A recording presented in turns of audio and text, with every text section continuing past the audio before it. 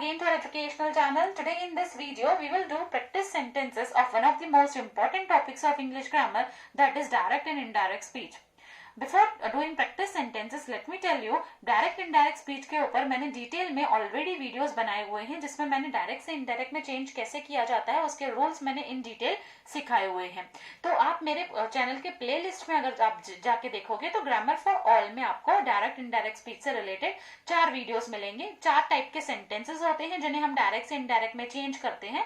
हर एक टाइप के सेंटेंस के लिए क्या रूल्स अप्लाई होते हैं वो मैंने इन डिटेल सिखाया हुआ है। ये मेरा 5th वीडियो है डायरेक्ट इनडायरेक्ट स्पीच के ऊपर, जहां पे मैं आपको प्रैक्टिस करवाऊंगी सेंटेंसेस का, जिसके बाद आप डायरेक्ट इनडायरेक्ट स्पीच कभी भी भूलोगे नहीं।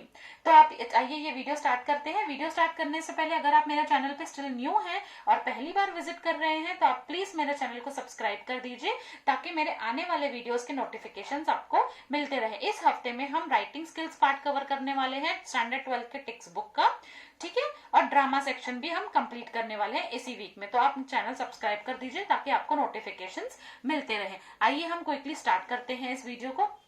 अब मैं आपको प्रैक्टिस सेंटेंसेस पे ले जाने से पहले कुछ रूल्स का रिवीजन एक बार बता देती हूँ ताकि हम प्रैक्टिस सेंटेंसेस इजीली सॉल्व कर पाए।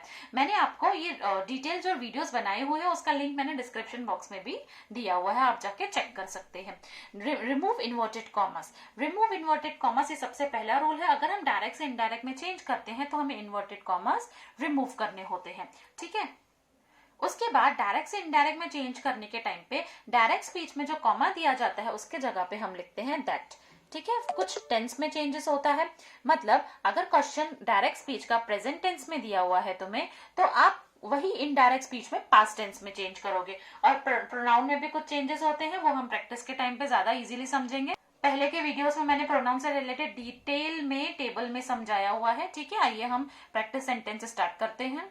डायरेक्ट इनडायरेक्ट स्पीच का सबसे पहला सेंटेंस, ये जो सेंटेंस हमें दिया है देखिए, she said the exam is difficult. अब ये जो सेंटेंस है द एग्जाम इज डिफिकल्ट, ये कौन से टाइप का सेंटेंस है?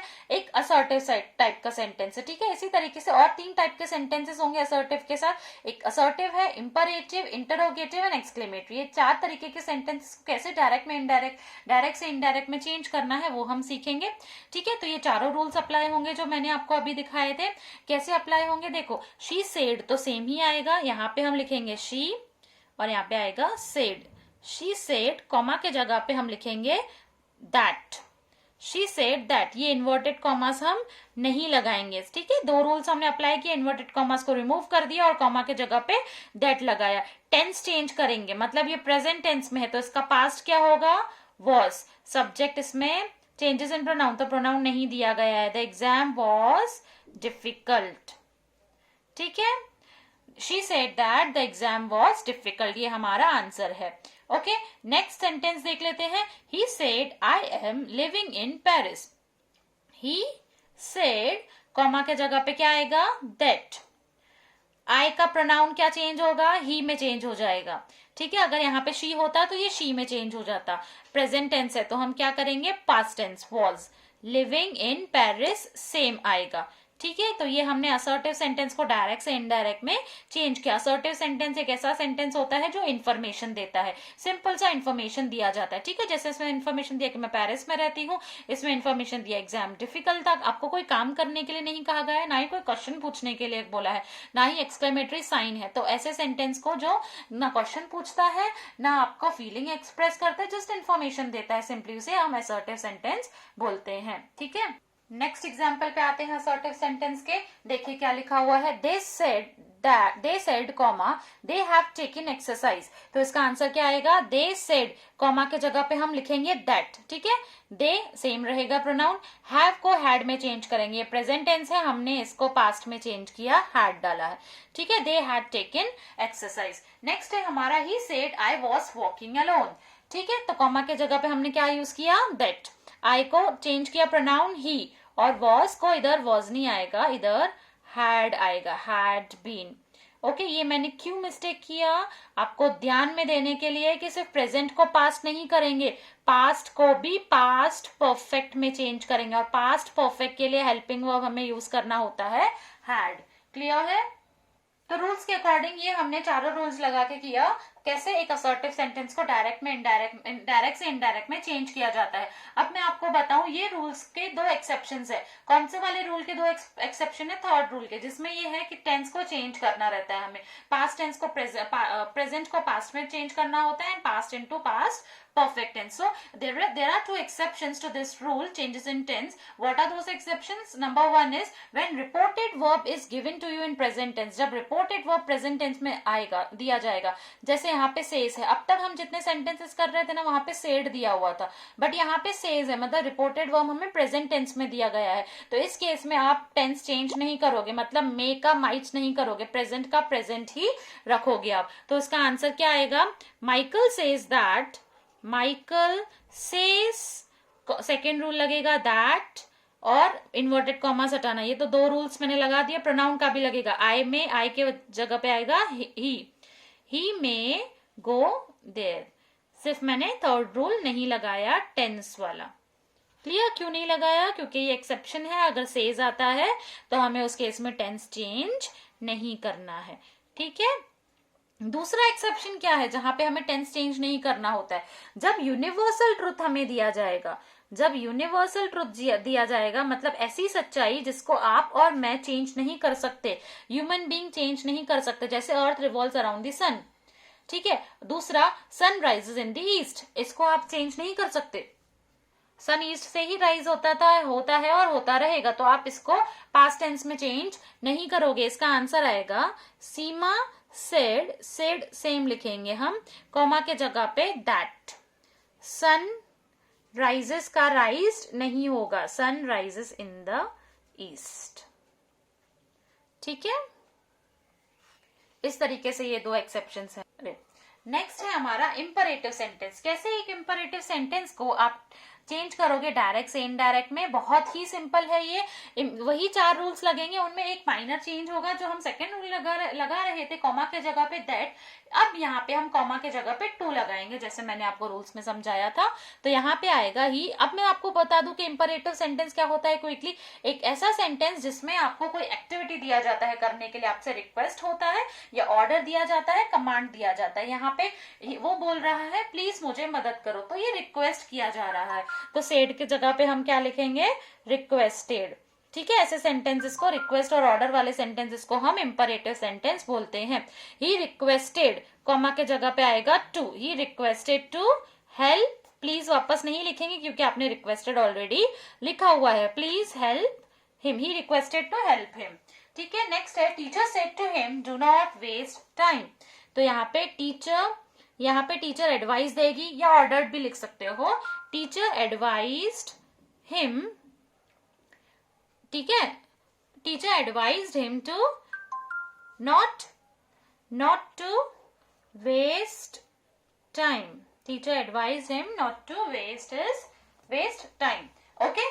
तो यहाँ पे हमने क्या किया? कॉमा के जगह पे हमने टू यूज किया, दैट ना यूज करके, और इन्वर्टेड कॉमास रिमूव किए। सब्जेक्ट का आपको इसमें टेंशन लेने की जरूरत नहीं है, सब्जेक्ट और टेंस के बारे में आपको सोचना नहीं है, क्योंकि हमने टेंस यहाँ पे ये हेल्पिंग वर्ब में, सॉरी रिपोर्टेड वर्ब में ही चेंज कर दिया है, ऑलरेडी पास्ट टेंस में चेंज कर दिया है। तो आपको यहाँ पे दो बातों पे ध्यान देना है। एक तो फर्स्ट रूल जो हम लगाते हैं, इन्वर्टेड कॉमास रिमूव करना है। दूसरा रूल आपको कॉमा की जगह पे टू लगाना है, दैट ना लगाते हुए, यही एक चेंज है। Next sentence, he said to his servant clean the room। अब सर्वेंट को क्या किया जाएगा? ऑर्डर किया जाता है, तो यहाँ पे आएगा he ordered his servant to clean the room। ठीक है। नेक्स्ट सेंटेंस है हमारा, doctor said comma avoid unhealthy food. इसका आंसर आएगा डॉक्टर एडवाइज करेगा कि अनहेल्दी फूड को अवॉइड करो। Doctor advise to avoid unhealthy food, comma के जगह पे हमने टू लगाया है और इन्वर्टेड कॉमास को रिमूव किया है। ओके। ये था हमारे इंपरेटिव सेंटेंसेस जो हमने अभी सॉल्व किए। नेक्स्ट हम करेंगे third type of sentence, interrogative sentence. एक इंटरोगेटिव सेंटेंस को कैसे सॉल्व किया जाता है, डायरेक्ट से इनडायरेक्ट में कैसे चेंज किया जाता है, हम अभी वो करेंगे। इंटरोगेटिव सेंटेंसेस दो टाइप के होते हैं। जैसे एक ऐसा इंटरोगेटिव सेंटेंस होता है जो WH से स्टार्ट होता है, मतलब when, where, how, why, who, इन सब से स्टार्ट होता है। और दूसरा इंटरोगेटिव सेंटेंस स्टार्ट होता है कैन, कुड, डिड, आर, मतलब WH से स्टार्ट नहीं होता है। तो दो तरीके के जो सेंटेंसेस है इंटरोगेटिव सेंटेंस, अगर WH इंटरोगेटिव सेंटेंस होता है तो आपको क्या चेंज करना है, ध्यान से सुनिए। अगर WH इंटरोगेटिव सेंटेंस है तो आपको कॉमा जो दिया जाता है, जैसे ये वाला कॉमा है, इसकी जगह पे आप कुछ नहीं डालोगे, ठीक है, अगर WH दिया जाए तो। पर अगर WH क्वेश्चन ना दिया जाए, W फैमिली क्वेश्चंस ना दे के आर, डिड, इस हेल्पिंग वर्ब से अगर स्टार्ट होते हैं इंटरोगेटिव सेंटेंस, तो आपको कॉमा की जगह पे या तो वेदर यूज करना है या तो इफ यूज करना है। ये बात आपको ध्यान में रखनी है। बाकी के सारे rules same as it is ही लगते हैं, जैसे इंटरोगेटिव सेंटेंस में, ठीक है, जैसे असर्टिव सेंटेंस में लग रहे थे, वही चारों रूल्स लगते हैं। तो आइए देखते हैं। He said, Did you do your homework? उसने बोला क्या तुमने तुम्हारा होमवर्क किया, ठीक है। तो he asked, said के जगह पे हम asked लिखेंगे। He asked, यहाँ पे WH नहीं है तो हम WH डालेंगे, मतलब या तो weather लिखेंगे या तो if लिखेंगे। He asked whether और if, ठीक है, whether और if ही, यू के जगह पे ही आ जाएगा, या शी भी लिख सकते हो या आई भी लिख सकते हो, क्योंकि यहाँ पे क्लियर नहीं किया गया है कि ही किससे बात कर रहा है। ही आस्क्ड वेदर और इफ ही डिड है, पास्ट है तो past perfect, had done his homework. Okay, यहाँ पे हमने चारों रूल्स जो असर्टिव सेंटेंस में लग रहे थे वही चारों रूल्स लगाए। फिर से एक बार देख लेंगे। यहाँ पे आएगा, देखो, रीमा said के जगह पे आएगा asked, Reema asked whether she या he was, past tense हो जाएगा, living there, ठीक है, here को there में चेंज करेंगे। क्लियर, आगे बढ़ते हैं। अब हम नेक्स्ट है हमारा WH interrogative sentence. WH interrogative sentence में वेदर, इफ नहीं आएगा, दैट भी नहीं आएगा, कुछ नहीं आएगा, बाकी के तीनों रूल सेम लगेंगे। टीचर आस्क्ड हर, वेदर और इफ नहीं आएगा, वाई से ही स्टार्ट हो जाएगा। Teacher asked her why had she failed the exam, why she had failed the exam, why had she failed the exam, अब दोनों में से कोई भी लिख सकते हो।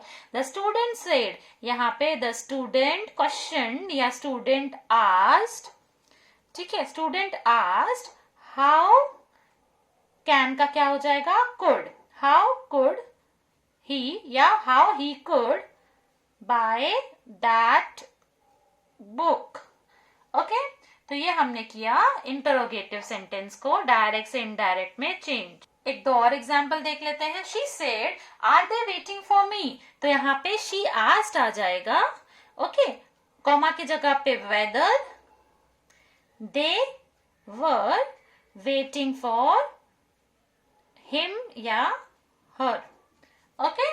Are they waiting for me, हाँ, तो यहाँ पे हर आएगा, सॉरी, क्योंकि शी ने पूछा हुआ है उसके लिए ही, ठीक है। Are they waiting for me, तो are they waiting for her, clear. She said where have you gone, इसका आंसर क्या होगा, WH क्वेश्चन है, ऊपर वाला WH नहीं था इसलिए मैंने वेदर डाला, बट ये WH है इसलिए मैं यहाँ पे वेदर नहीं डालूंगी, कॉमा के जगह पे कुछ नहीं डालूंगी, मैं डायरेक्ट लिखूंगी शी आस्क्ड वेयर, ठीक है, हैड ही गॉन। क्लियर, समझ में आया अभी हमने क्या किया यहाँ पे। हमारा लास्ट टाइप का सेंटेंस है एक्सक्लेमेटरी सेंटेंस। एक्सक्लेमेटरी सेंटेंसेस में भी हम इसी तरीके से चारों रूल्स यूज करते हैं जो हम असर्टिव में कर रहे थे। जैसे पहला था इन्वर्टेड कॉमास रिमूव करना, तो हम इन्वर्टेड कॉमास को रिमूव कर देंगे। दूसरा, कॉमा के जगह पे दैट लगाना, तो हम कॉमा के जगह पे दैट लगाएंगे। कैसे लगाएंगे देख लीजिए। डेविड सेड या सेड ना लिख के हम जब ऑर्डर हो रहा था तो ऑर्डर लिख रहे थे, रिक्वेस्टेड के टाइम पे रिक्वेस्टेड लिख रहे थे, क्वेश्चन के टाइम पे क्वेश्चन लिख रहे थे। अब एक्सक्लेमेशन के टाइम पे लिखेंगे एक्सक्लेम्ड।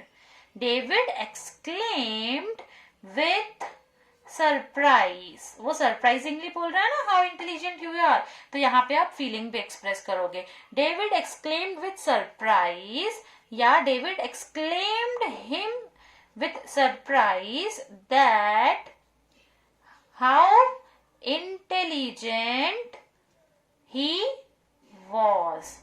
ठीक है, इसमें एक्सक्लेमेशन मार्क आएगा क्या? नहीं आएगा, क्योंकि हमने एक्सक्लेम्ड ऑलरेडी लिखा हुआ है। आपको आप इसको देखो, यहाँ पे मैंने लिखा हाउ इंटेलिजेंट ही वॉज, आप ये ना लिख के इसमें क्या लिख सकते हो, David exclaimed him with surprise that he was very intelligent. Okay, now that sounds perfect. Clear? I did it intentionally to clarify you कि most of the students used to commit this type of mistake. ठीक है, वो exclamation को exclamation ही रखते हैं, जबकि हमें simple में चेंज करना है, क्योंकि we have written over here clearly कि we are exclaiming something with the mentioned feeling. Okay, she said, तो यहाँ पे क्या आएगा, शी एक्सक्लेम्ड।